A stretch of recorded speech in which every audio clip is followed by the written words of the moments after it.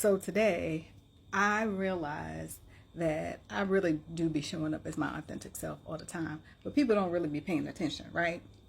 So I was talking to a friend who owns a restaurant here in Cape Coast, and um, we were talking about food and making food and stuff, and I was like, yeah, I don't do that. She was like, you don't never cook? And I was like, no.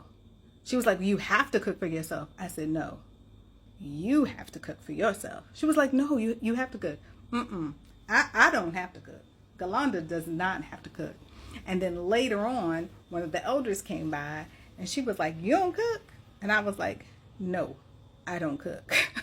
She was like, never? I was like, never. She said, I aspire to be where you are. And I was like, well, I don't get it. I said, cooking is not something I enjoy. I enjoy eating. And so I've budgeted. And truth be told, I really don't eat that much. And she was like, yeah, you're a little bitty thing. You don't eat much. I said, yeah, I don't eat much because I don't expend that much energy anymore. Oh my God. Was that a revelation to me? Hello? I realized I've been wondering, like, why am I losing weight or why don't I eat as much? Because I am not expending as much energy anymore. Mentally, emotionally, physically, I'm still about the same. But mentally and emotionally, I didn't shed a lot of MFing weight, y'all. And it's amazing. It is so fantastic, right?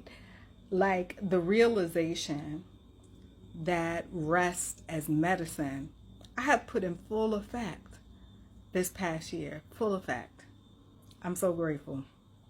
All of this to say, this is some of the stuff that I teach.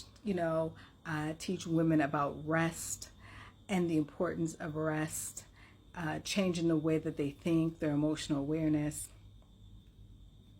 Get you some of this good emotional awareness. Join my newsletter.